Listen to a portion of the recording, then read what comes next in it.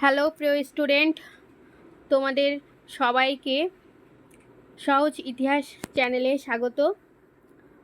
আজকের ভিডিওটি দেখো, অষ্টম শ্রেণীর সপ্তম অধ্যায়ের মহাত্মা গান্ধী নেতৃত্বে 3টি আঞ্চলিক আন্দোলন এই টপিক থেকে কিছু খুব গুরুত্বপূর্ণ প্রশ্ন এবং উত্তর রাখা হয়েছে। এই উত্তরগুলি তোমরা খুব ভালোভাবে মন দিয়ে দেখো।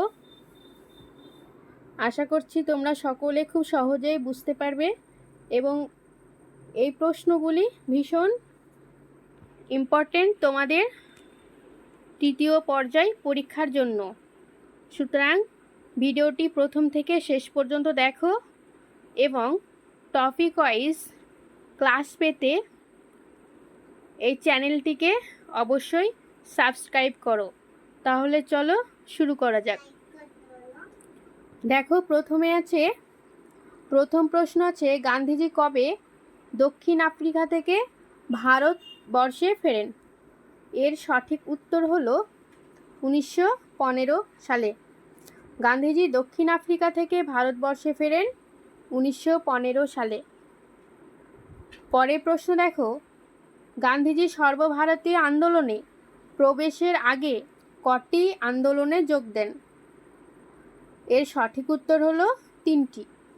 গান্ধীজি 1915 সালে ভারতবর্ষে ফেরার পরে তিনি সমগ্র ভারতবর্ষের কিছু কিছু অঞ্চলে পরিভ্রমণ করেন এবং অনেক রাজনৈতিক অভিজ্ঞতা লাভ করেন।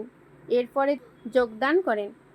এরপর তিনি 3টি আঞ্চলিক আন্দোলনে যোগদান করেন।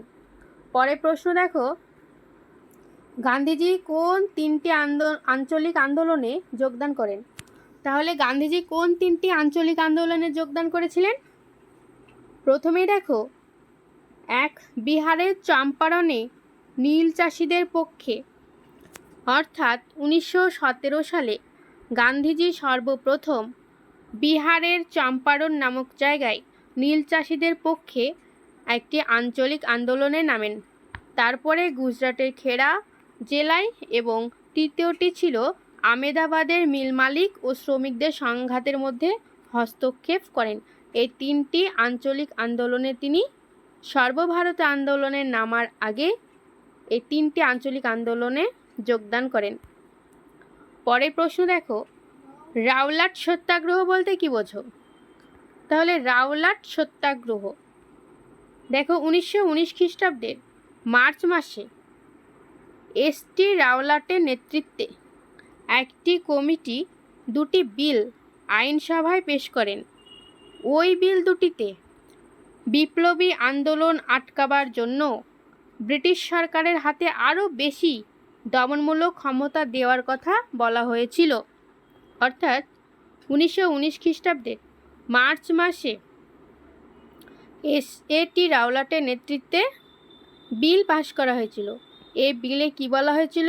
যে বিপ্লবী আন্দোলন, তোমরা জানো যে সুরাট অধিবেশনে নরমপন্থী ও চরমপন্থী এই 2টি দল ভাগ হয়ে যাওয়ার পরে চরমপন্থীরা অনেক বৈপ্লবিক কার্যে যুক্ত হয়ে পড়েছিল। এই সময়ে তোমরা জানো যে অনেক গুপ্ত সমিতিও গড়ে উঠেছিল এবং তারা সন্ত্রাসবাদী কিছু কাজকর্ম চালাতো। এই সব বিপ্লবী আন্দোলনগুলিকে দমন করার জন্যই ব্রিটিশ সরকারকে আরও বেশি ক্ষমতা দেওয়ার জন্য বিল আনা হয়। এই সমস্ত বিপ্লবী আন্দোলনগুলিকে দমন করার জন্য ব্রিটিশ সরকারের হাতে আরও বেশি দমনমূলক ক্ষমতা দেওয়ার কথা বলা হয়। ওই বিল দুটির বিরুদ্ধে গান্ধীজি সত্যাগ্রহ আন্দোলন শুরু করেছিলেন। এই আন্দোলনটি রাওলাট সত্যাগ্রহ নামে পরিচিত।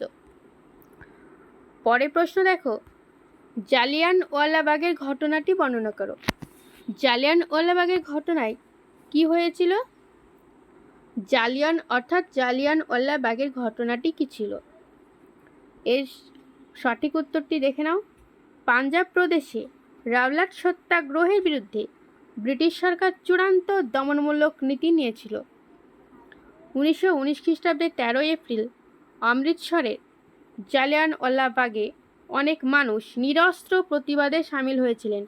অর্থাৎ নিরস্ত্র মানে শান্তিপূর্ণভাবে, তাদের কাছে কোনো অস্ত্র ছিল না এবং তাদের আন্দোলনের মধ্যে কোনো হিংসাত্মক মনোভাবও ছিল না। তারা সম্পূর্ণরূপে শান্তিপূর্ণভাবেই এই রাওলাট আইনের প্রতিবাদ জানিয়ে সামিল হয়েছিল। সেই নিরস্ত্র মানুষদের ওপর ইংরেজ সেনাবাহিনীর কমান্ডার মাইকেল ওডায়ার নৃশংসভাবে গুলি চালাতে থাকেন। সেই সময় অসংখ্য মানুষ হতাহত হন। এই ঘটনাটি জালিয়ানওয়ালাবাগের হত্যাকাণ্ড নামে ইতিহাসে পরিচিত।